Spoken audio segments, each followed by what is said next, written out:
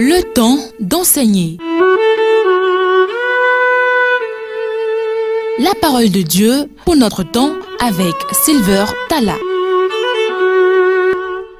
Et voilà, bien le bonjour à vous, chers auditeurs de Radio Espoir, téléspectateurs de Ecclesia TV. Nous sommes très heureux de vous retrouver dans le cadre de notre traditionnelle, on va dire, émission Le temps d'enseigner qui désormais est télédiffusée via les, on va dire, Ecclesia TV. Et je tiens à vous dire qu'aujourd'hui, je suis particulièrement content parce que l'invité qui nous fait la grâce de nous rendre visite aujourd'hui, de ceux que nous appelons dans notre jargon ici à nous, un gros poisson. Il est prédicateur laïque, il est peintre. Ces tableaux sont en exposition à cheval entre la Côte d'Ivoire et la France. Vous êtes certainement en train de deviner de qui il est question. Il a plusieurs cordes à son arc, mais il n'aime pas qu'on le dise de cette façon. Donc, je m'arrête là pour dire bonjour Amos Dibi Stéphane. Bonjour Silver Talla. Amos, content de vous retrouver en cette nouvelle année 2017. C'est la première émission qu'on fait ensemble en 2017 Non, pas vraiment. On a fait une émission en janvier. Oui, vous voyez que j'ai la mémoire courte. Hein. Oh, tu sais, je suis pas mieux. Alors, comment ça va, Amos? Mais très bien, et toi-même? Oui, ça va. Ok.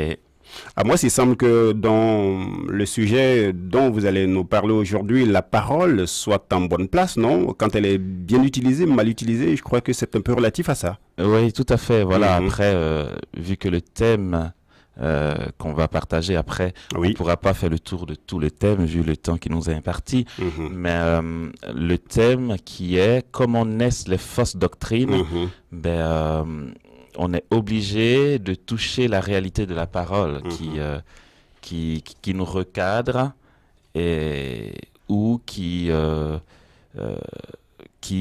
nous laisse libres quand on ne reste pas à son écoute, et cela peut nous ouvrir à des déviations. Voilà. Mais voilà. Technique côté Radio Espoir, Yves Adaillé, prise de vue François de Ecclesia TV. C'est avec cette équipe qu'on sera pour le temps de cette émission, le temps d'enseigner. Alors Amos, les fausses doctrines, elles ont forcément une origine, une naissance. Oui, après bien sûr dans l'histoire de l'Église, quand je parle d'histoire de l'Église, bien sûr on part du temps messianique. Hein. Avant Jésus, on ne parlait pas d'église, c'était le judaïsme, bien sûr. Jésus lui-même était juif, pratiquant même. Il a vécu sa religion juive jusqu'à l'accomplissement de sa mission, de manière plénière. Et lorsqu'il dit à la croix, tout est accompli, là, c'est la naissance officieuse de l'Église. On va appeler la naissance officielle de l'Église la Pentecôte, mais c'est à la croix que tout est accompli. Et donc, depuis les temps messianiques, il y a, dans l'histoire de l'Église, on va situer l'origine des déviations à ce moment-là, même si en réalité, il n'y a de déviations qu'à l'intérieur de l'homme. Enfin, voilà. D'accord. Et bien entendu, vous aurez la latitude de nous appeler à un certain moment, mais pour l'heure, nous retournons vers Amos pour l'enseignement. On vous redonne la parole. Ok, bonjour chers auditeurs et auditrices, bonjour chers téléspectateurs, oups, la surprise, coucou, voilà, je suis content d'être avec vous ce matin, merci à Silver Talla qui m'a invité, c'est, je le redis, une belle marque de confiance, voilà, j'en suis flatté, merci au directeur de Radio Espoir, merci à Radio Espoir. Et puis, merci à vous, chers auditeurs et téléspectateurs qui êtes fidèles au rendez-vous. Voilà, c'est aussi une marque de confiance que d'être là pour ce partage de la parole. Ok. Comment naissent les fausses doctrines? Bien sûr qu'on ne pourra pas faire le tour, je l'ai dit tout à l'heure. Nous allons juste éplucher quelques grandes lignes qui pourraient nous préserver de déviations ou encore de fausses doctrines. Pour cela, je nous propose de partir d'un texte que nous connaissons assez bien, qui est tiré de l'évangile de Matthieu. C'est le chapitre 16 à partir du verset 13. Il s'agit donc de la confession de foi de Pierre. Il est donc dit ceci. Arrivé dans la région de Césarée de Philippe, Jésus posa à ses disciples cette question. Au dire des gens, qu'est le Fils de l'homme? Ils dirent, pour les uns, Jean le Baptiste, pour d'autres, Élie, pour d'autres encore, Jérémie ou quelqu'un des prophètes. Mais pour vous, leur dit-il, qui suis-je? Simon-Pierre répondit, tu es le Christ, le Fils du Dieu vivant. En réponse, Jésus lui dit, tu es heureux, Simon, fils de Jonas, car cette révélation t'est venue non de la chair et du sang, mais de mon Père qui est dans les cieux. Eh bien, moi je te dis, tu es Pierre, et sur cette pierre je bâtirai mon église, et les portes de l'Hadès ne tiendront pas contre elle. Je te donnerai les clés du royaume des cieux. Quoi que tu lis sur la terre, ce sera tenu pour lier dans les cieux, et quoi que tu délies sur la terre, ce sera tenu dans les cieux pour délier. Alors il ordonna aux disciples de ne dire à personne qu'il était le Christ. À dater de ce jour, Jésus commença à montrer à ses disciples qu'il lui fallait s'en aller à Jérusalem, y souffrir beaucoup de la part des anciens, des grands prêtres et des scribes, être tué et le troisième jour ressuscité. Pierre, le tirant à lui, se mit à le morigéner en disant « Dieu t'en préserve, Seigneur, non, cela ne t'arrivera point. » Mais lui, se retournant, dit à Pierre « Passe derrière moi, Satan. Tu me fais obstacle, car tes pensées ne sont pas celles de Dieu, mais celles des hommes. » Voilà un texte que nous entendons souvent et que nous connaissons assez bien. C'est l'un des textes qui revient souvent dans la liturgie et que nous connaissons, la confession de foi de Pierre. Je pense que c'est le texte que l'Église nous propose à la fête de Pierre et Paul. Je suis parti de ce texte parce qu'il s'agit là de l'orthodoxie de la foi. Pierre, à la suite de sa confession de foi, est établi chef de l'Église. Voilà. Il dit, tu es heureux, Simon, fils de Jonas, tu es Pierre et sur cette pierre je bâtirai mon Église. Étymologiquement, en fait, le prénom Pierre est venu à la suite de ce que Jésus a dit là. Pierre n'était pas un prénom. En fait, en réalité, Jésus dit, tu es caillou. Voilà, tu es une pierre, un caillou. Et sur ce caillou, je bâtirai mon Église. Et les portes de l'Hadès ne prévaudront pas sur elle. Dans les premiers temps de l'Église, lorsque Pierre est devenu très âgé, après toutes ses missions, le surnom que lui avaient donné les premiers chrétiens, c'était le vieux roc. Voilà, parce qu'il est caillou en fait. Et donc, il est pape. Il est le premier pape. Aussi, le pape, comme Pierre ici, est garant de la doctrine de la foi, en s'appuyant bien sûr sur cette affirmation de Pierre. Et Jésus dit, ce n'est ni la chair ni le sang qui t'ont révélé cela, mais mon Père qui est dans les cieux. Pierre est tout content. Et puis quoi encore? Bien sûr qu'il est inspiré. Jésus lui-même l'atteste. Nous voyons dans le paragraphe suivant que Jésus commence à faire savoir à ses disciples qu'il lui faut descendre à Jérusalem où il va beaucoup souffrir de la part des anciens, être tué et ressuscité. Et le même Pierre le tire à part et lui dit non, cela ne t'arrivera point. Et Jésus est trash en fait. Jésus, c'est la vérité, il est trash le gars.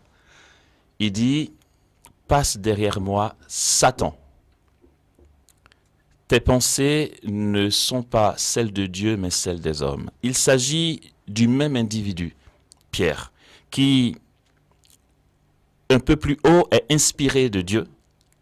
Et puis, le paragraphe suivant, il est traité de Satan. C'est curieux. Et je veux bien, j'imagine bien l'état d'âme de Pierre à ce moment-là, je n'en sais rien, mais en tant qu'humain, je me dis peut-être que c'était une gloire, bien sûr éphémère pour lui, d'avoir été nommé chef de l'église. Le gars, il ne se sent plus devant les autres, il se sent chef, il se sent inspiré. Et donc, comment ne pas attirer à lui son maître, qu'il aime, bien sûr, affectivement, de tout son cœur, et lui dire non, cela ne t'arrive pas, parce que, après tout, là, j'en rajoute, l'évangile ne le dit pas. Je le parle en tant qu'humain, voilà. Les réactions humaines, c'est ça. Je suis un peu inspiré quand même. Et puis, tu as tellement attesté que maintenant, je suis le chef de ton église. Donc, non, je vais te donner un conseil, ça ne t'arrivera point. Je suis là, je suis le chef. Et puis, du coup, là, Jésus dit, non, non, là, tu raisonnes comme les hommes. Et Jésus va jusqu'à dire, éloigne-toi de moi, Satan. Ok.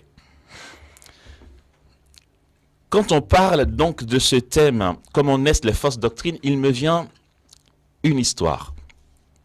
C'était dans les années 2005-2006. J'étais en France, en Île-de-France, au monastère de la Visitation, dans le 77 en France. J'étais à la communauté des Béatitudes. J'étais aussi l'assistant du berger qui était aussi provincial du continent africain. Nous y étions et il m'avait confié trois séminaristes pour leur formation dans le domaine charismatique. Des séminaristes qui en voulaient. Bien sûr, ils étaient au séminaire pour être prêtres, mais ils auraient tellement voulu, en étant prêtres, avoir aussi cette ouverture charismatique, cette docilité au souffle de l'esprit, la conduite d'une assemblée de prière charismatique et tout. Ces séminaristes-là étudiaient à Toulouse dans le cadre de la communauté des Béatitudes, mais n'étaient pas membres de la communauté des Béatitudes. Voilà, je précise bien. C'était possible parce que le fondateur Ephraim avait reçu cette intuition que la communauté ouvre sa formation aux diocésains, et c'est devenu ce qu'on appelle la Fraternité Nazareth. C'était donc des séminaristes du diocèse qui, avec la permission de leurs évêques, pouvaient recevoir la même formation que les séminaristes de la communauté des Béatitudes. Ces trois séminaristes-là, donc n'étant pas membres de la communauté des Béatitudes, étudiaient à Toulouse, à Blagnac, avec les frères de la communauté. Ils remontaient jusqu'à Paris, passaient des week-ends avec nous, et puis je parlais avec eux. Je parlais de la vie charismatique. J'ai été très vite surpris de leur soif. Ils étaient tellement à fond dans leur désir de découvrir l'émotion du Saint-Esprit, les charismes, les méthodes pour bien prêcher, la conduite d'une assemblée de prière charismatique qui porterait du fruit. En fait, la prédication dans la puissance du Saint-Esprit. Ils étaient vraiment fous dans leur tête. Et moi, ça me faisait plaisir de voir des séminaristes qui vont bientôt être prêtres, être aussi assoiffés de la puissance de Dieu. Ça faisait plaisir. On a travaillé ensemble. Ils ont eu des enseignements de mon responsable et de moi-même. On a eu des temps de prière ensemble. La nuit, ils se levaient, ils mettaient le réveil, ils se réveillaient en pleine nuit pour aller prier dans la chapelle. Ils en voulaient. C'était très beau à voir. Jusqu'à ce que nous apprenions très vite, je crois, les 2 mois qui ont suivi, qu'il y avait des problèmes dans leur lieu de formation, donc à la communauté à Blagnac, parce que leur soif de docilité au Saint-Esprit était telle que la formation au séminaire devenait ennuyeuse pour eux. Ils n'arrêtaient pas d'indexer les responsables en disant les offices, la liturgie des heures, ce n'est pas une expression charismatique, ici tout est tiède, il n'y a pas de temps de prière fort, et puis on perd du temps à étudier la philo et la théologie, alors que l'essentiel c'est l'union au Saint-Esprit, puisque le but de la vie chrétienne c'est l'acquisition du Saint-Esprit, comme dit Saint Séraphime de Sarov. Ils sont rentrés dans une conviction qui a fait qu'ils ne se laissaient plus former vraiment. Ça a commencé par ces petits soucis-là, des altercations entre personnes et tout. Et puis très vite, ils ont arrêté le séminaire en cours d'année parce qu'ils n'en pouvaient plus. Ils avaient tellement soif tout de suite de porter du fruit à fond que ce qu'ils apprenaient au séminaire leur devenait insupportable. C'était une perte de temps. Il fallait tout de suite créer un groupe de prière et puis se livrer à l'Esprit Saint pour porter du fruit en abondance. Ce que j'ai pu leur dire quand je les ai eus au téléphone, c'était, écoutez, votre soif de Dieu donné par Dieu, lui seul comble votre soif. Ce ne sont pas des moyens humains qui vont vous combler. Prenez le temps de vous former, vous serez assez formé après pour vous déployer une fois que vous serez prêtre. Mais non, c'était trop leur demander. Ils sont très vite sortis de la communauté des béatitudes, ils sont sortis du diocèse, ils n'étaient plus séminaristes, ils ont fondé un groupe de prière, ils étaient livrés à eux-mêmes parce que tout enseignement de l'Église leur était insupportable, les freinait quand on leur disait prenez le temps, priez, soyez obéissants, c'était trop. Et donc, ils préféraient tout de suite déployer quelque chose de fort et ils voulaient être libres de le faire. C'était bien sûr une mauvaise compréhension de la liberté selon la doctrine, la théologie morale de l'Église. Et ils sont tombés dans l'erreur. Je puis dire dans l'hérésie. Voilà, c'est un mot qu'on utilise très peu pour quelqu'un qui se trompe au niveau de l'orthodoxie de la foi, puisqu'il y a beaucoup d'erreurs. On entend des prédications, il y a beaucoup d'erreurs. C'est pas pour autant que c'est des hérésies, d'accord? Il y a des erreurs théologiques, par ignorance, etc. L'hérésie, c'est vraiment prendre position face à l'Église, dire à l'Église, tu te trompes et moi j'ai raison. Voilà, ça c'est l'hérésie. Et il y en a très peu. Je sais que nous autres, les petits rigolos, nous nous trompons souvent, mais c'est parce qu'on ne sait pas. Et puis dès qu'on nous reprend, ah pardon, je ne savais pas. Ça, ce n'est pas de l'hérésie, c'est des erreurs qu'on fait. Mais là, pour le coup, ils ont pris position face à l'Église et ils sont allés jusqu'à cracher sur les statues de la Vierge Marie en disant que c'est vraiment une déesse. Et le pire, c'est lorsqu'ils ont commencé à blasphémer contre l'hostie. Et j'ai appris qu'ils ont été à la messe, ils ont reçu la communion, ils l'ont jeté par terre et ils l'ont piétiné. Ça m'a déchiré le cœur, mais c'est parti très vite. En l'espace de 4-5 mois, c'était fait. Ils se sont coupés de l'Église, ils se sont mis dans cette doctrine-là. Parce que ils voulaient être inspirés directement par Dieu. C'est de ça dont il est question ici. Nos déviations, nous pouvons les éviter. Est-ce qu'ils continuaient de se réclamer catholiques? Ah non, ils se réclamaient plus catholiques. Justement, ils ont pris position parce que finalement, ils ont un peu étudié, ils ont vu un peu la théologie, ils ont vu que l'enseignement de l'Église est trop tiède et que c'est pas l'ouverture au Saint-Esprit, il y a trop de rituels, etc. et que ce n'est pas la religion qui sauve. Très vite, non, ils se sont coupés de l'Église. Hein. D'accord. Ils se réclamaient plus de l'Église, donc ils ne répondaient, plus personne ne répondait d'eux. Ils étaient livrés à eux-mêmes. Aïe, ça c'est le danger. Ici, Jésus est clair.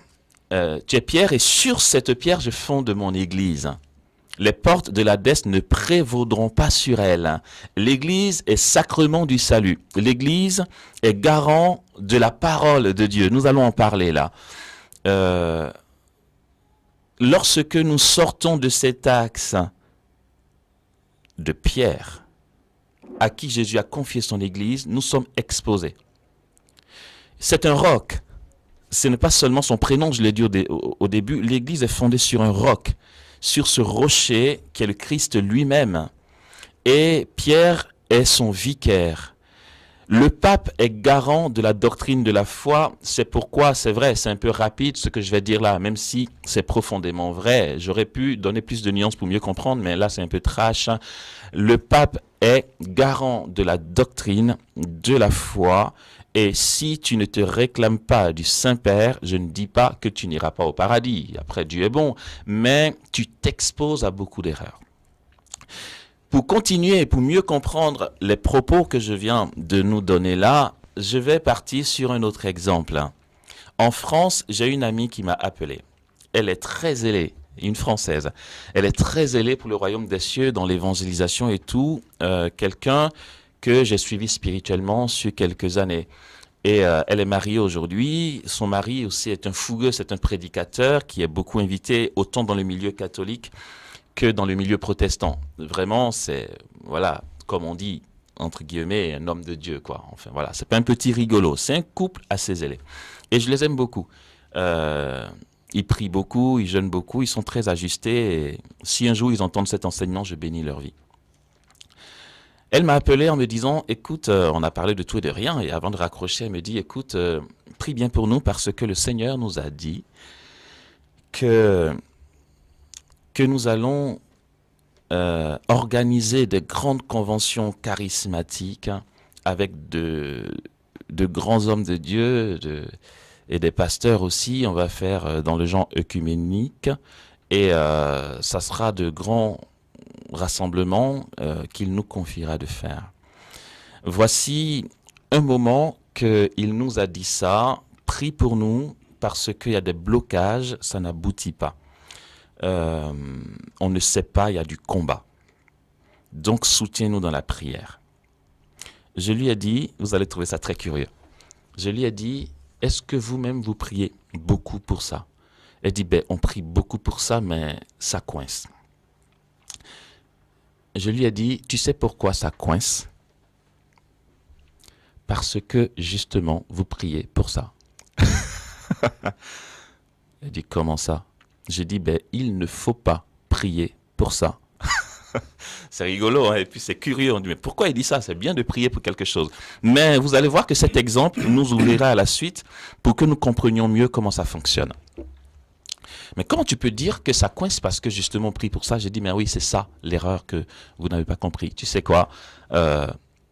D'après ce que j'ai entendu de toi, le Seigneur vous a dit que vous serez acteur donc de grands rassemblements œcuméniques dans le genre convention charismatique. Elle dit oui, c'est ça. Ok.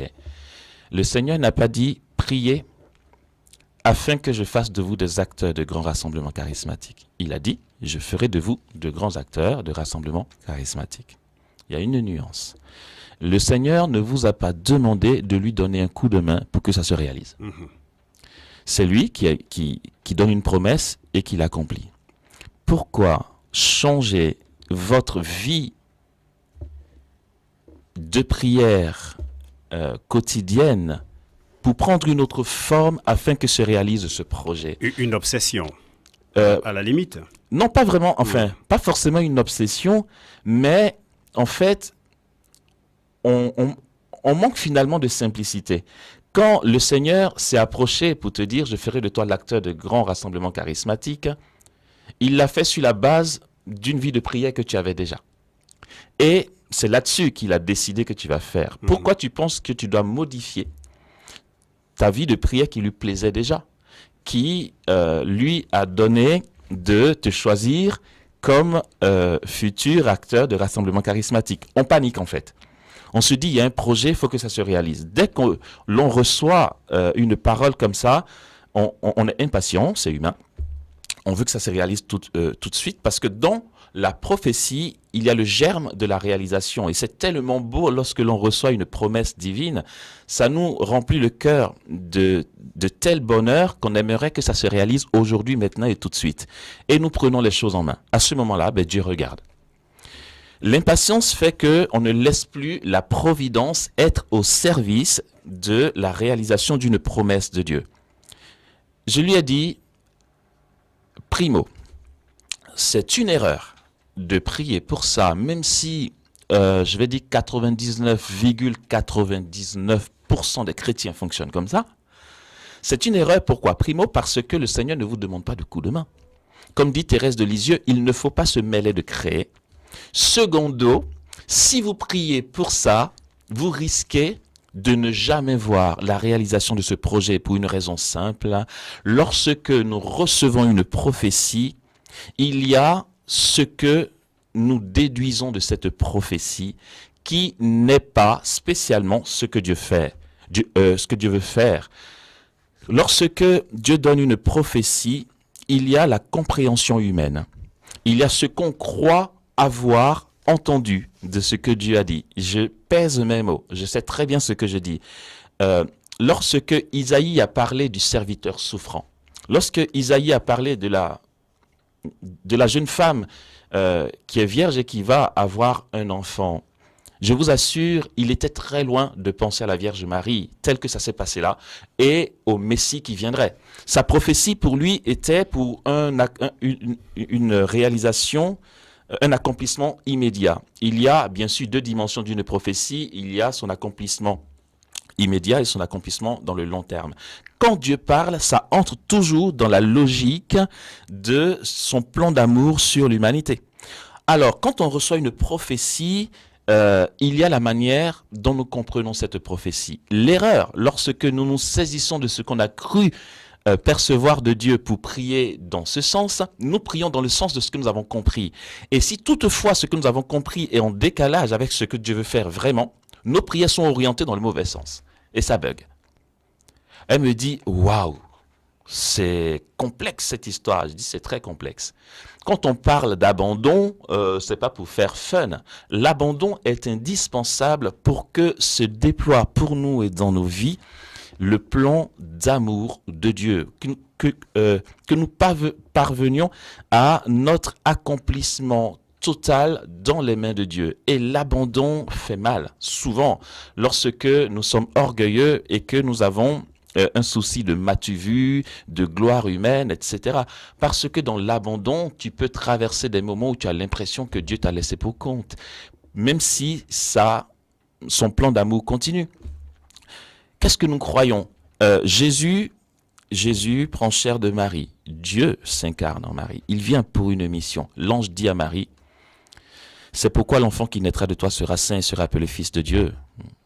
Il sera le sauveur d'Israël et des hommes. Mais dans l'abandon, l'enfant naît et il se passe 30 ans avant qu'il commence son ministère. Je vous parle de 30 années, frères et sœurs, où il y a eu le train-train quotidien. Marie aurait pu dire, mais attends, c'est bon quoi, tu fais ou tu fais pas? Bon, ok, il a l'âge de raison, il a fait sa bar mitzvah, il a 12 ans, donc il pourrait commencer. Mais non, c'est un abandon qui dure 30 ans. Je parle là de la Sainte Vierge, de Joseph et de Marie et de Jésus, la Sainte Famille. La famille qui a accueilli Dieu, ok? Ça a duré 30 ans. Et puis nous autres, lorsque nous avons une promesse de Dieu, on aimerait que le mois prochain se soit réalisé. Non. Pourquoi? C'est que l'Église est claire dans la constitution dogmatique Dei Verbum du Concile Vatican II. L'Église est très claire dans la préparation de la nouveauté évangélique qui passe donc par l'histoire de Dieu avec son peuple dans l'Ancien Testament. L'Église est claire pour dire que les prophètes et les auteurs sacrés sont vraiment inspirés du Saint-Esprit, même si ce qu'ils reçoivent passe par le filtre de leur personnalité. Voilà. Leurs blessures, leurs ambitions, leur contexte socio-culturel, leur histoire, leurs idéaux. Voilà, Dieu fait avec l'homme et Dieu sait que si ça passe par l'homme, ce qu'il a dit sera entendu par des hommes à la manière d'un homme pour faire passer son message. Ce que le prophète annonce est vraiment ce que Dieu veut que nous entendions. Ça ne veut pas dire, il y a une nuance, ça ne veut pas dire que c'est ce que Dieu aurait voulu dire dans sa pleine vérité. Pourquoi? Parce que Dieu a une pédagogie où il chemine avec l'homme, où il tient compte de notre société et du contexte pastoral d'une église ou d'un peuple religieux.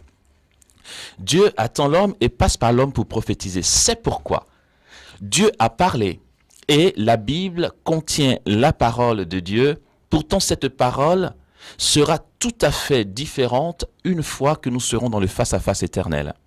Cette parole est nécessaire. Ce que contient la Bible est nécessaire pour édifier, réfuter, comme dit Paul, et donner le salut. La Bible contient tout ce qu'il faut pour notre salut, mais pour notre salut, pour qu'on soit sauvé. Une fois qu'on est sauvé, on découvrira autre chose. Écoutons ce que dit l'auteur de la lettre aux Hébreux. Il dit ceci. C'est très clair.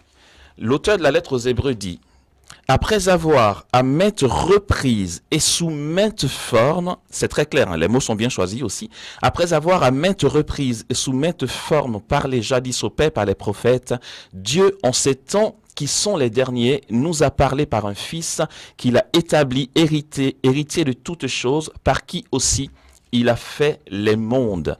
Bon, je peux continuer, c'est intéressant la suite.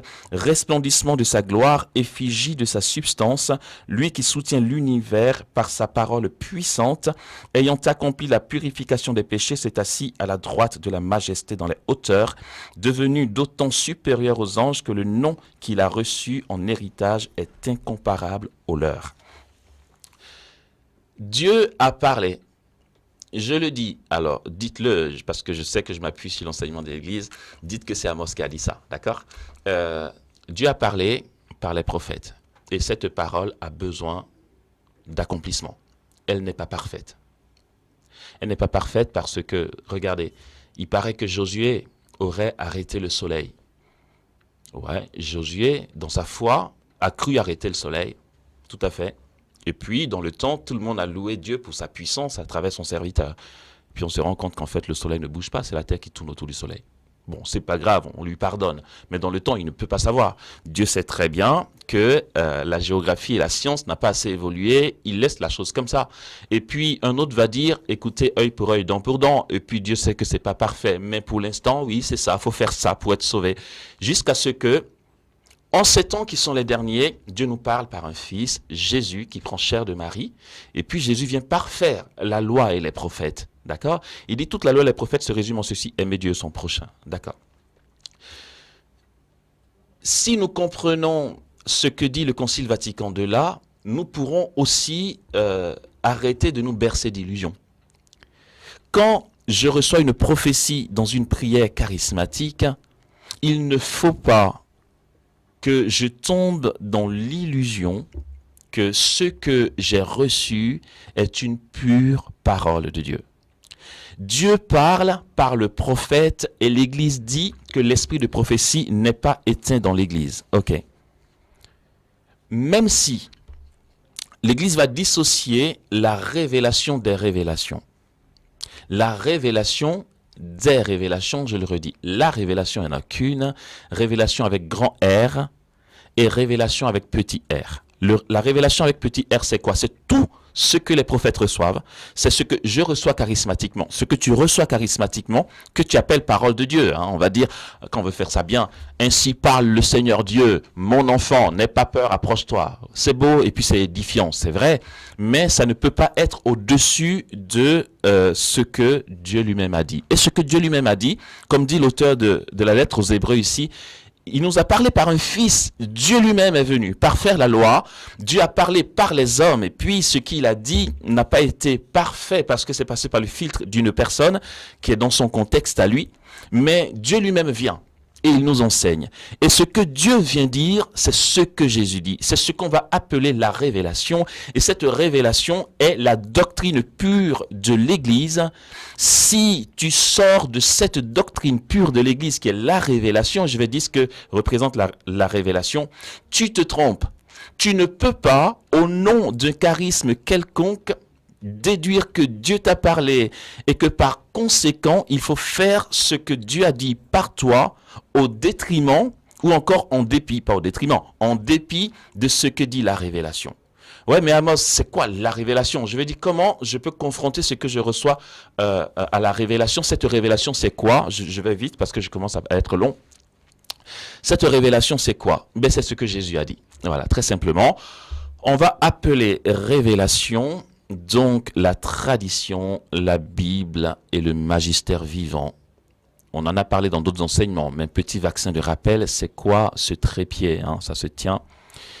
La tradition et la Bible sont les appuis du magistère vivant de l'Église. Je commence par l'expression magistère vivant de l'Église. C'est l'enseignement du pape, ses encycliques, les enseignements de nos pasteurs, les cardinaux, les archevêques, les évêques, avec leurs collaborateurs, les prêtres. Dieu continue de parler, Jésus continue de parler. Il est dit au numéro 35 de Lumen Gentium du Concile Vatican II, Jésus, notre grand prophète, continue son ministère prophétique jusqu'à la consommation des temps, c'est très clair. Non seulement par la hiérarchie, donc ce que je viens de citer, qui enseigne et gouverne en son pouvoir, mais aussi par les laïcs. Jésus continue son ministère prophétique. Jésus continue de prophétiser. Jésus continue de parler. Jésus continue d'enseigner à travers ce que j'ai dit là, qu'on va appeler le magistère vivant. Ce magistère vivant s'appuie sur la tradition et la Bible. Cette tradition, c'est quoi? C'est ce que Jésus a enseigné à Jérusalem. En fait, je te redis ça d'une autre manière. Les prophètes ont fait leur jeu, ok? Ils ont prophétisé, Dieu s'en est servi, et puis le peuple a bien avancé, bien évolué, Dieu lui-même est venu, Jésus parle. Là, c'est sans intermédiaire. après avoir sous maintes formes et sous maintes reprises parlé jadis à nos pères par les prophètes, Dieu, en ces temps qui sont les derniers, nous parle par son Fils Jésus. Ok. Une chose qui me froisse un peu, enfin pas qui me froisse, mais que je ne comprends pas très bien. Les prophètes ont parlé, et Dieu semble en avoir profité, a saisi l'occasion. Alors c'est Dieu qui parle, les prophètes s'exécutent, ou alors les prophètes parlent et Dieu... Non, bon, c'est vrai que merci. J'ai pas très bien compris cette partie-là. Oui, merci d'éclairer, parce que oui. je suis lancé, je peux dire des choses de travers, merci Sylvain. Non, elles n'ont pas été dites de travers, je les ai pas comprises. Oui, mais c'est peut-être parce que je dis de travers aussi. Ok, en fait, quand je dis Dieu parle, bien sûr, initialement c'est Dieu qui enseigne son peuple, d'accord? Ce qu'on va appeler la révélation pré-mosaïque passera par la création, par laquelle Dieu se révèle. Ensuite, par Moïse, sa manifestation au Sinaï, et le don de la loi et tout, etc. Dieu se révèle ainsi. Et donc, Dieu parle au prophète qui est inspiré par le Saint-Esprit. Mais puisque Dieu chemine avec l'homme, j'ai dit que Dieu a fait avec, c'est que Dieu avait conscience en parlant au prophète que ce qu'il transmettrait de ce que Dieu a dit, de ce qu'il a cru percevoir de Dieu, ce qu'il transmettrait ne correspondrait pas à ce que Jésus dira plus tard. Mais Dieu s'en est servi pour quand même faire grandir le peuple dans la révélation de sa personne. Voilà, c'est ce que je voulais dire. Ça a été un peu rapide, hein. Puisque de toute façon, une prophétie, quand on la reçoit, si nous ne le savions pas, une prophétie n'est pas une dictée. C'est pas une parole qu'on entend à l'oreille. Je suis désolé. Certains peuvent avoir cette impression d'entendre quelque chose, mais la prophétie vient de l'intérieur. C'est la présence de Dieu en nous qui passe. C'est un mouvement. La parole de Dieu n'est pas un son. La parole de Dieu est un mouvement. D'accord? C'est une manifestation. Okay? Le Verbe éternel, quand on dit le Verbe, ce n'est pas la deuxième personne de la Trinité qui a un son avec des mots ou qui est un réceptacle de syllabes et de voyelles. Ça n'a rien à voir. La parole de Dieu n'est pas un son, c'est un mouvement. Le prophète est inspiré, ça veut dire qu'il reçoit une émotion intérieure, il a la conviction que Dieu dit telle chose. Mais cette émotion intérieure ne peut pas aller sans ces facultés humaines avec lesquelles Dieu fait. C'est pourquoi le prophète dit de manière pure et selon la voix de sa conscience, ça veut dire qu'il va donner le plus justement possible ce qu'il a cru recevoir parce qu'il ne peut pas aller plus loin. Pour l'instant, ses convictions, c'est ça. Il ne peut pas aller plus loin. Enfin, bref, voilà, je m'arrête là. Et donc, Jésus, qui est Dieu lui-même, vient nous parler en direct. Aujourd'hui, comment Jésus nous parle en direct? Mais par la tradition. Les protestants disent, ouais, mais attendez, d'où est-ce que vous voyez que Marie a immaculée conception dans la Bible? D'où est-ce que vous voyez qu'il y a eu l'Assomption? Ce sont des dogmes. Et ils vont dire, c'est pas dans la Bible. Et puis beaucoup d'entre nous vont se laisser avoir en disant, mais c'est vrai, en plus, c'est pas dans la Bible. D'où est-ce qu'ils sortent ça? La parole de Dieu et la révélation ne se résument pas à la Bible. La Bible n'existe que parce qu'il y a une tradition. Voilà. La tradition précède le canon des Écritures. Cette tradition, donc, je dis, c'est ce que Jésus a prêché. Ensuite, donc la prédication de Jésus qui a été relayée par le témoignage des apôtres, qui n'étaient pas des théologiens. Bon, si dans le sens où le théologien, c'est le priant, ils étaient théologiens. Mais c'était différent quand même des pères de l'Église. Ceux qu'on va appeler les pères de l'Église sont ceux qui ont succédé aux apôtres et qui ont pris soin de mettre en forme ce qu'ils ont entendu des apôtres. Donc Jésus parle, Dieu lui-même parle en son Fils. Les apôtres en témoignent, les pères de l'Église ou pères post-apostoliques, ça veut dire après les apôtres, prennent le relais de ce témoignage et constituent le canon des Écritures. D'accord? Tout n'est pas mis dans la Bible. C'est pourquoi il faut lire la Bible avec les textes des pères ou le catéchisme de l'Église catholique pour faire plus simple. Okay? Donc, cette révélation, la tradition, c'est ça, la prédication de Jésus, ce que Dieu lui-même dit, ce n'est plus la parole des prophètes seulement. La parole des prophètes n'est pas caduque, bien sûr. Elle est accomplie dans ce que Dieu lui-même a dit, que les pères ont organisé dans le canon des Écritures et qui se continue aujourd'hui par l'enseignement de l'Église. Ce que tu vas prophétiser doit être soumis à ce que dit l'Église. En fait, je dis ça d'une autre manière. Ce que tu vas prophétiser doit être soumis à ce que Dieu lui-même a dit lorsqu'il a pris chair de Marie et qu'il était parmi nous. cette fausse doctrine va venir de quoi? Vous voyez tout ce que je viens de dire là. Pardon, excusez-moi, je vais vite. C'est peut-être un peu fouillis parce qu'il y a beaucoup de mots techniques, mais à cause du temps, j'accélère un peu. Récapitulatif. De toute façon, ils auront l'occasion de réagir. De poser dans des un questions. instant, oui. Ok. Donc, voilà, ce que j'ai dit là, les prophètes ont parlé. C'était super. Dieu a fait grandir son peuple avec la parole des prophètes et la loi.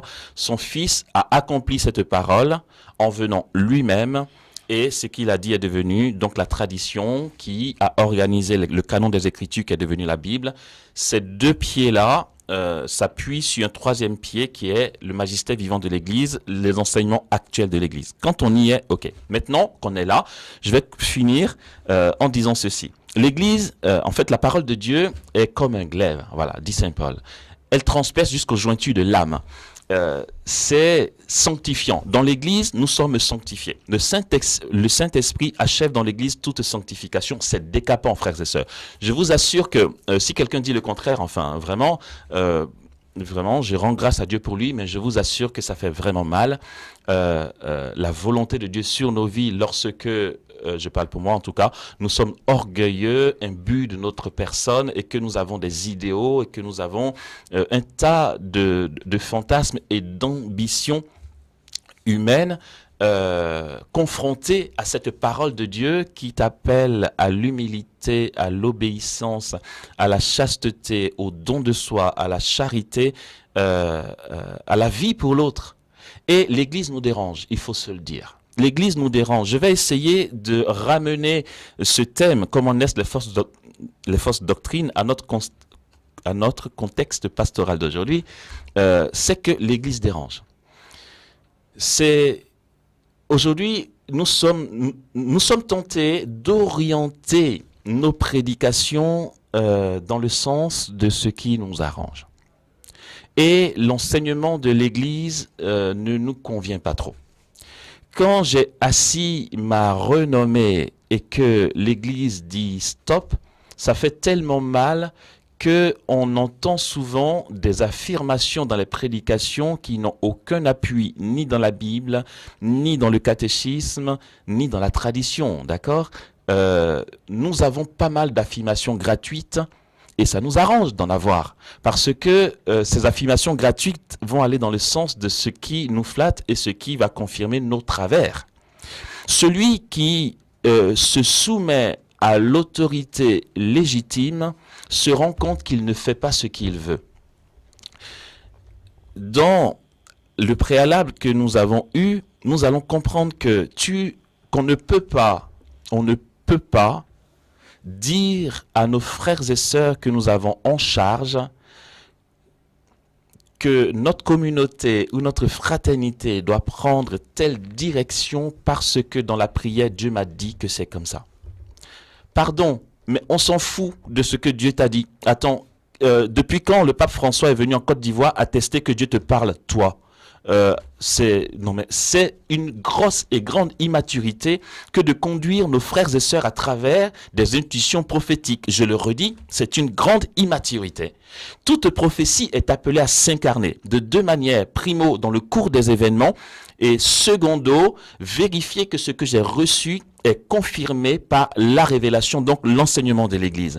Nous faisons naître des doctrines fausses parce que nous enseignons des choses que nous aimerions voir durer dans le temps pour assurer nos arrières et sécuriser notre position de prédicateur ou d'homme de Dieu. On ne peut pas, et si tu m'entends ce matin, sache-le, retiens-le, si ton modérateur, ton berger, ton prédicateur, ton formateur, ton accompagnateur spirituel te dit « fais ça parce que j'ai prié, Dieu m'a dit de faire ça », dis-lui simplement que tu ne peux pas. Un prophète, ça ne s'exécute pas. On n'obéit pas à un prophète. On obéit à l'autorité légitime. Oui, un prophète, on doit être libre d'une prophétie. Même face à Dieu, on est libre. Nous avons la parole de Dieu qui nous est donnée et puis nous sommes libres de dire oui ou non. C'est la délicatesse de Dieu. Lorsque Dieu parle, il dit « Je mets devant toi la mort et la vie. Choisis la vie. » C'est un conseil, tu vois. On n'obéit pas à un prophète. Non, mais arrêtons un peu. On a cette illusion de croire que nous sommes inspirés de Dieu et que Dieu nous a parlé. Donc, ma communauté, ma fraternité, mes enfants spirituels vont prendre telle direction parce que Dieu m'a dit que. Déjà, faut être honnête, faut déjà croire que vraiment tu l'as perçu de Dieu. Ça, c'est vraiment une première étape. Mais le pire, c'est quand c'est voilé de malhonnêteté. Je veux dire, pour prendre des cas extrêmes, c'est pas ce qu'on voit tous les 4 matins, mais je veux dire, on va jusqu'à dire, par exemple, Dieu m'a dit que tu dois être ma femme. Ou Dieu m'a dit que tu dois être mon mari. Et puis le petit peuple qui n'est pas formé et qui est tellement intimidé par celui qui est au micro, tremble et dit, ben, si Dieu a dit, ben, on va faire. Et puis on manipule. On manipule et on tourne nos frères et sœurs, enfin, on se sert d'eux, on manipule beaucoup, en fait, finalement. Dieu nous laisse tellement libres. Si seulement tu laissais tes frères et sœurs de paroisse libres, si seulement tu laissais tes frères et sœurs de fraternité, de communauté libres de te dire, tu te trompes. Et comme je l'ai dit dans un autre enseignement, dans une communauté, une fraternité, un groupe de prière où les membres peuvent dire à leur berger ou modérateur, ce que tu dis est faux, tu te trompes, il faut que tu changes d'attitude. Si on entend ça, frères et sœurs, c'est le signe que ce responsable est mûr. Parce que ça prouve qu'il a laissé à ses frères et sœurs une telle liberté qu'ils soient capables de lui dire fraternellement qu'il est dans l'erreur. Si dans une communauté ou une fraternité, nous avons l'impression ou nous constatons que les gens sont en train de trembler devant le responsable, le modérateur, l'homme de Dieu et tout, bip bip, signe de gourou. Voilà, c'est très simple. Hein. Et puis souvent, on pense qu'on a réussi. Ouais, je suis respecté et tout, mais ça fait peur, ça, quand on te respecte autant. Je veux dire, même Jésus, tu vois, même Jésus, je peux dire à Jésus, écoute, aujourd'hui, j'ai vraiment pas envie d'aller au chemin de croix, tu vois, ça me saoule. Et puis, mais je te comprends pas quand tu fais telle chose. Il me laisse tellement libre et c'est ça l'amour. Finalement, c'est ça. Et la doctrine est ordonnée à l'amour. Quand nous ne nous soumettons pas à ce que dit l'Église, même si c'est très douloureux, nous forgeons des doctrines qui soient fausses. J'ai connu quelqu'un d'un des pays d'Afrique, c'est pas ici, d'un des pays d'Afrique qui allait jusqu'à enseigner une doctrine autour de la sexualité. Non, mais c'est normal, tu sais, c'est un pasteur, hein, c'est normal que ton pasteur ait un lien affectif avec toi. Je suis un homme de Dieu et tu sais, à travers l'acte sexuel, il y a quand même une communication de la grâce parce que si je me lie à toi, nous faisons une seule chair, tu pourras partager l'onction que j'ai, mais il tient ça d'où, quoi? Je veux dire, ok, c'est vrai, c'est curieux comme enseignement, mais si tu commences par nous dire que c'est tel père de l'église, Saint Ambroise ou Saint Irénée de Lyon qui le dit et tu nous donnes l'appui, ok. Mais on va tellement arranger les choses pour que ce soit à notre profit. Voilà, et puis comme ça, il avait un tas de maîtresses. Et maman pasteur elle-même n'avait pas son mot à dire parce qu'il a tellement façonné, fait un lavage de cerveau à son épouse qui est censée être soumise à lui qui est homme de Dieu, qu'elle est entrée dans cette doctrine. Et sa femme elle-même dit aux filles, parce qu'une des filles est venue dire à maman pasteur, écoute, voici ce que ton mari m'a dit, c'est chelou. Elle lui dit, mais écoute ce qu'il te dit, c'est un homme de Dieu. Ouh. Et puis, des gens se laissent manipuler. Ça peut être au niveau affectif, au niveau de la sexualité dépravée, au niveau de l'argent, au niveau de l'orgueil. Un tas de choses, ça c'est les 3 choses, et puis le démon n'est pas très inventif. Vous savez, de tous ceux qui prêchent, ils les attaquent sur 3 choses, c'est le sexe, l'orgueil et l'argent. Faisons attention à nos doctrines, à nos enseignements par rapport à ces 3 choses-là, vous voyez. C'est le refus de conversion. Je donne juste 3 points et je commence à finir. Ce qui fait que nous tombons dans une fausse doctrine, primo, le refus de conversion. Et on le sait, vous savez, c'est au fond de nous-mêmes. Souvent, qui de droit dans l'Église nous dit ne fais pas ci, ne fais pas ça, mais on refuse de se convertir et puis le mieux c'est de changer d'aumônier ou de changer de paroisse qui répondent de nous pour être tranquille. Refus de conversion. Secondo, la quête d'une réalisation personnelle, quand je me sers de Dieu pour ma réalisation personnelle, et le fait d'être un électron libre, ne soumettre aucune de nos prophéties à qui de droit. Face à cette déviation, ce qui se passe, ce que j'entends souvent, c'est qu'on dit « mais l'Église ne dit rien ». Pourquoi l'Église ne se prononce pas? L'Église, c'est une personne, je crois que j'en ai parlé ici la dernière fois que je suis passé. L'Église, c'est une personne à la fois. D'accord? L'Église, ne voyons pas tous les cardinaux, le pape, machin. Je veux dire, si moi je fais une erreur, le pape François ne m'appellera pas directement pour me dire « Amos, arrête, arrête, il ne me connaît pas ». Même s'il me connaissait, il ne peut pas m'interpeller directement puisqu'il m'a confié à quelqu'un d'autre. Ce quelqu'un d'autre a une vue plus large pour me dire ce que j'ai à faire puisqu'il me voit sur le terrain et c'est pas le cas du pape François même s'il me connaissait. Du coup, si le pape François entend que Amos fait des bêtises, comment il va faire? Il va appeler l'archevêque. Et puis l'archevêque va appeler le directeur diocésain des œuvres. Et puis le directeur diocésain des œuvres, bon, pour mon cas, c'est lui qui répond de moi. Mais si toutefois, si j'avais une paroisse, il aurait appelé mon curé. Le curé aurait appelé l'aumônier de mon groupe et l'aumônier de mon groupe vient me voir. En fait, finalement, l'Église se résume à une personne. Mais si celui qui répond de moi, je l'ai dans ma poche, pardon, c'est un peu hard. Bien sûr que je respecte l'Église et puis malheur à moi si c'est pas le cas. Mais vu que nous sommes des hommes, ça peut arriver et j'en ai des exemples. Et puis moi-même, je ne suis pas mieux. Il peut arriver qu'on soit manipulé par l'argent ou endormi par les sous ou par le lien affectif. Je connais des personnes, s'il sait que c'est tel père qui répond de lui, il va, c'est pas très honnête. Comme ça, gratuitement, il viendra frapper à la porte du presbytère.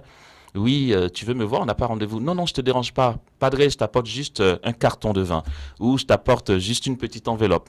Et ça s'appelle, enfin, je vais dire ça de manière bon enfant, lèche-botte. Parce qu'il y a une autre expression. Lèche-botte, ça veut dire que tu lèches ses bottes. C'est pas honnête, c'est pas...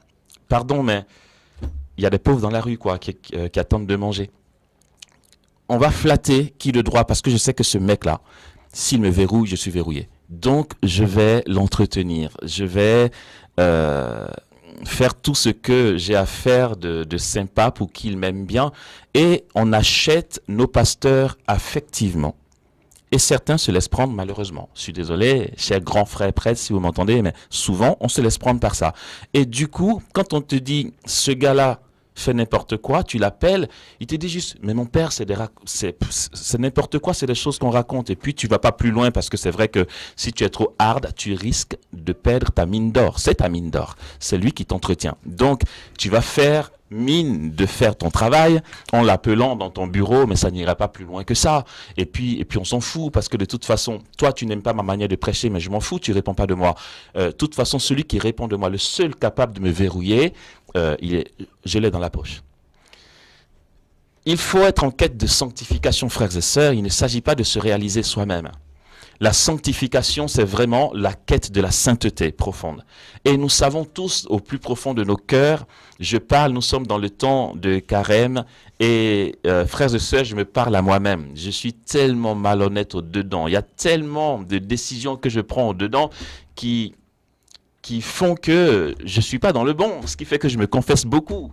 Je parle de moi, si tu l'entends et que ça te concerne, tu changes aussi. Donc voilà, je n'indexe personne, je parle de moi d'abord. Toutes les fois où nous sommes tellement malhonnêtes au-dedans, tu sais très bien que si tu poses tel geste, regardez, en assemblée charismatique, on assiste à quoi souvent? On va dire, allez viens, je t'impose les mains. Et puis si c'est vraiment la puissance du Saint-Esprit, mais vas-y, impose-lui les mains et puis laisse-le partir. Pourquoi on veut qu'il tombe? Souvent, tu appuies la tête de l'autre, mais au fond de toi, tu sais que tu aimerais quand même que quelqu'un tombe pour que autour on dise que ton ministère a été puissant aujourd'hui. C'est des instants. C'est des pensées, c'est des moments fictifs comme ça, au-dedans de nous, où nous choisissons de nous mettre en avant, où nous choisissons de manipuler la foule, et puis nous orientons nos propos pour que la foule nous prenne pour un gourou, ou encore que les gens disent qu'on a un puissant ministère. S'il n'y a pas cette soumission à ce que Dieu lui-même a dit directement, donc par son Fils, nous le savons maintenant, Et ce qu'il a dit directement, c'est l'enseignement de l'Église. Même si ça fait mal, laisse-toi sanctifier et c'est de là, au contraire, que se déploiera davantage la puissance du Saint-Esprit. Il vaut mieux tard que jamais, chers auditeurs. Le téléphone vous est ouvert 21 75 68 03. Chers téléspectateurs de Ecclesia TV, merci d'être avec nous, même si pour le moment on est à la recherche d'autres moyens pour que vous participiez à cette émission.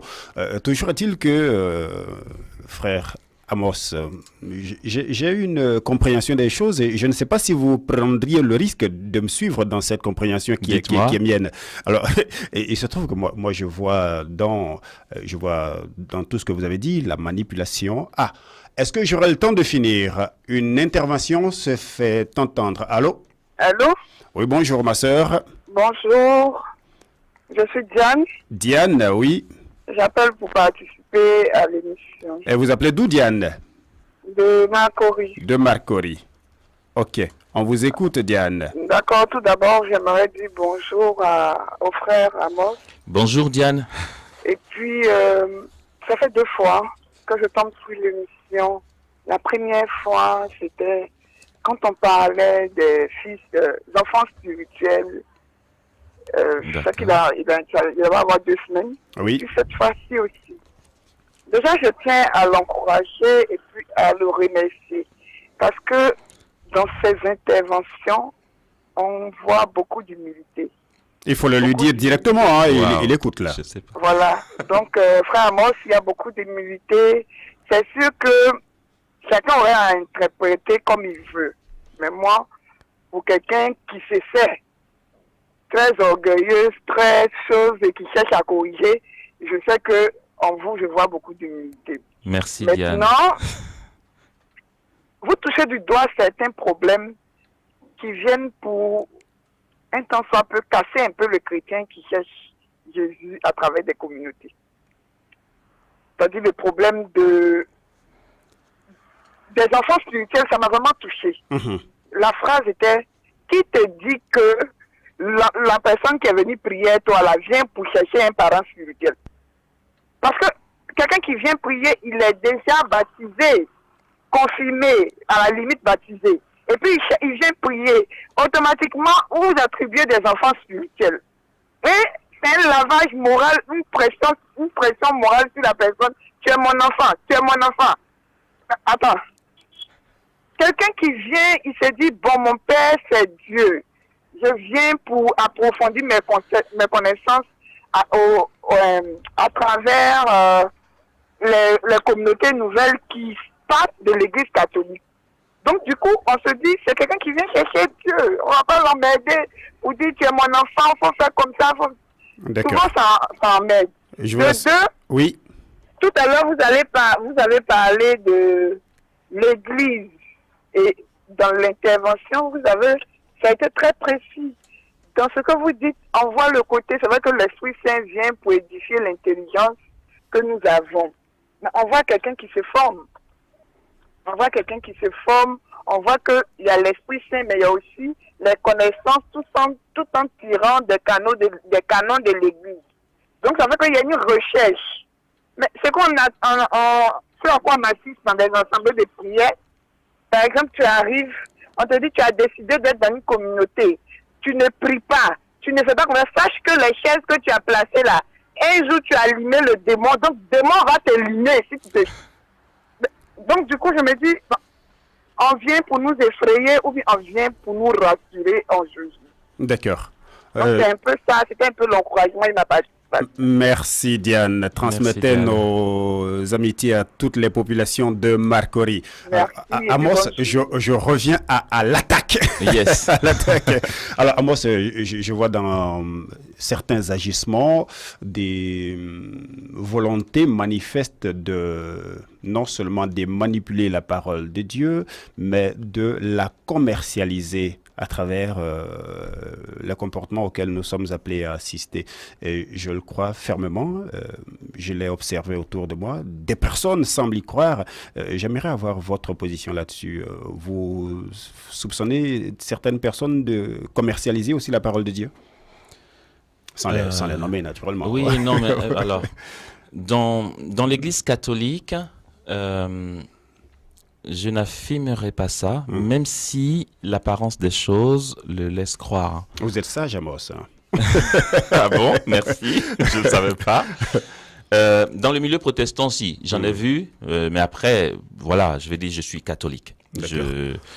Ma question oui. n'est pas prioritaire. Allô? Oui, allô? Bonjour, mon frère. Bonjour, mon frère. Voilà. Votre nom, s'il vous plaît?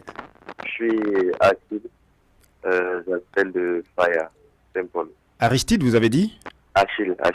Achille de Faya, d'accord. Riviera. Donc, en fait, par rapport un peu à ce que le frère a dit, le frère Amos a dit, Oui. au sujet des prophéties, il a dit que les prophéties viennent de l'intérieur et que aucune prophétie ne se peut entendre comme une dictée. Donc, j'aimerais un peu, voilà, ça nous aide un peu parce que même dans la Bible, il y a le cas de Moïse, d'Abraham, il y a plein de personnes qui ont reçu des prophéties comme, pour utiliser son terme, en fait, comme une dictée. C'est-à-dire que Dieu va parler de vive voix. Voilà. Ils n'ont pas forcément vu Dieu, mais ils ont entendu.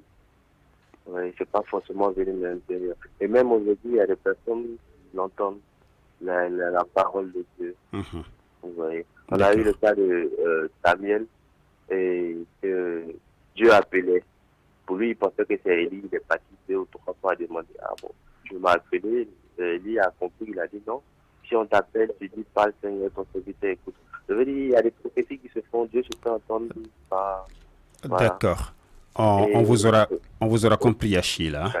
Voilà. Maintenant, pour revenir un peu sur le cas de notre église par rapport à la Vesma, je sais que ce n'est pas le thème aujourd'hui. Oui, non, si ce n'est pas le thème, alors autant le laisser de côté parce que nous n'avons pratiquement plus de temps, Achille. Déjà, Amos va réagir face à votre intervention. D'accord. Voilà, merci de nous comprendre aussi. Hein? D'accord. Allez, bonne journée chez vous. Vous. Voilà, Amos, la balle retourne dans votre camp. Oui, Achille, merci pour la question. Et c'est bien, merci d'avoir réagi. Ça permet d'approfondir parce que voilà, avec le timing, on dit des choses et on survole. Merci pour la question. Je le redis, hein, toute prophétie et même manifestation de Dieu est intérieure. Pour que, Achille, vous compreniez mieux, on va prendre l'exemple des voyants, ceux qui voient la Vierge Marie ou Jésus. C'est de l'extérieur, ok? Il y a une apparition et ils regardent quelque chose. Ce qui est curieux, c'est que ce qu'ils voient eux, les autres ne le voient pas. La personne capable de bénéficier d'une apparition est une personne prédisposée, préparée dans la volonté de Dieu à voir ça. Dieu nous cerne de toutes parts. En fait, quand je dis que la prophétie vient de l'intérieur, Dieu est au cœur de nous. Voilà. Nous faisons, Dieu est partout présent et remplit tout, il est au cœur de nous. Même si nous pouvons avoir la sensation qu'un son est venu de l'extérieur, nous ne l'aurons pas entendu avec nos oreilles de chair. Je suis formel là-dessus. Ce ne sont pas nos oreilles de chair, c'est une manifestation divine. Au-delà des 5 sens, il y a une perception, ce qu'on va appeler, après, bon, ça c'est dans la doctrine, enfin, dans la théologie des charismes, ce qu'on va appeler le sens. Le sens, c'est l'endroit où le charismatique va dire je sens qu'il y a une guérison. Ce je sens, ce n'est pas que quelque chose l'a touché ou qu'il ait entendu ou qu'il ait goûté. C'est pas les 5 sens. Le sens, c'est le lieu intérieur où se manifestent donc l'émotion divine, et c'est de ce lieu-là que se manifeste Dieu. Dieu n'est pas cloisonné dans une forme de manifestation, ok? Même si j'ai l'impression d'avoir entendu de l'extérieur, souvent certaines personnes se retournent comme si on les a appelées de derrière, mais c'est une impression. En fait, c'est un effet, c'est un ressenti qui donne l'impression que c'est à l'extérieur de nous. Mais ça vient de l'intérieur. Achille, oui, c'est ça, Achille. Donc, je leur ai dit, toute prophétie est liée à la personne qui reçoit. Tu m'as parlé de Moïse, des prophètes dans l'Ancien Testament qui entendaient, c'est lié à leur personne.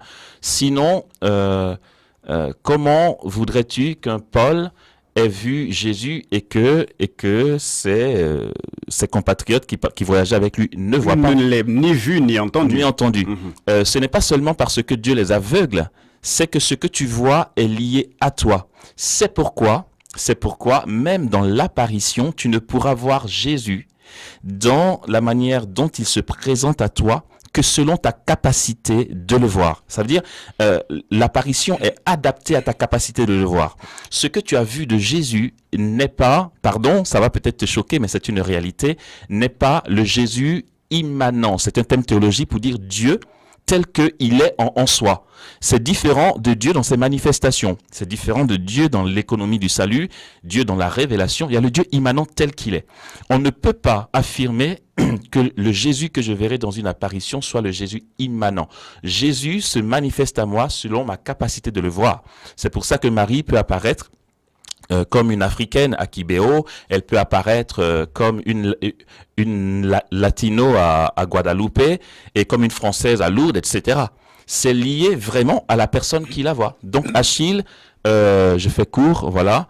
La manifestation de Dieu est de l'intérieur. Si nous trouvons Dieu, nous pourrons assister à des formes et à des manifestations de Dieu qui surprennent. On va avoir l'impression que ça vient d'ailleurs, mais tout est fait avec l'intimité que nous avons avec lui, ça vient de l'intérieur. Parfait. Alors Achille, allez demander peut-être à ceux qui disent avoir entendu un appel, je vais dire en tant que tel, la voix de Dieu ou la voix d'un ange, si les personnes autour de ce témoin l'ont entendu aussi. Ben voilà, je crois que Amos, c'est la fin. Hein. Nous sommes de l'émission, je veux dire. Ça passe vite. Pas possibilité de prendre le téléphone encore parce que nous sommes déjà au terme de notre temps d'antenne. Vraiment désolé, vous nous excuserez pour cela.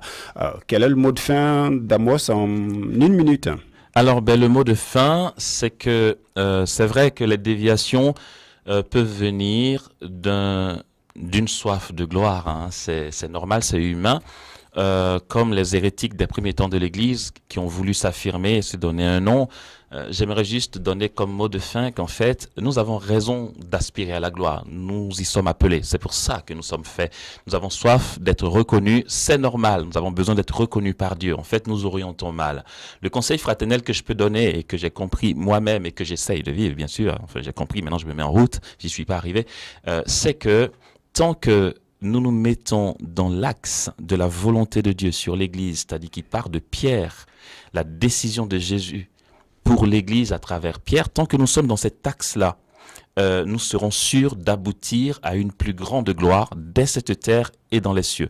Secondo, si l'enseignement de l'Église nous heurte, nous froisse, touche notre ego et nous dépouille de tous nos idéaux, c'est bon signe. Tout ce qui fait mal, tout ce qui est humiliant, tout ce qui brime notre ego, c'est bon pour que la puissance de Dieu se déploie. Dieu est pur et pour que sa puissance se déploie avec pureté et force, il faut qu'il rencontre un cœur qui s'épanche ou qui entre dans la communion et dans la logique de ce qu'il est, c'est-à-dire un cœur pauvre qui se laisse toucher, humble comme la Sainte Vierge. Donc tout ce que l'Église nous dit, c'est autant réjouissant que décapant, mais c'est bon pour notre sanctification, pour notre gloire en Dieu, pour la gloire de Dieu et pour porter du fruit en abondance et en surabondance. Merci voilà. Amos. Une chose que je devrais pas dire en tant que journaliste, mais je renonce momentanément à ma veste de journaliste pour épouser celle de fidèles chrétiens.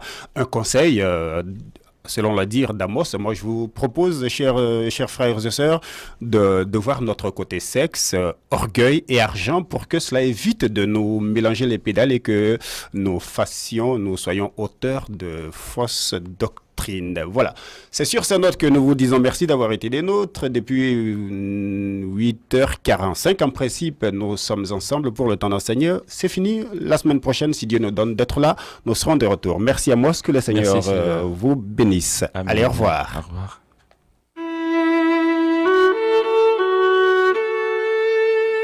Le temps d'enseigner.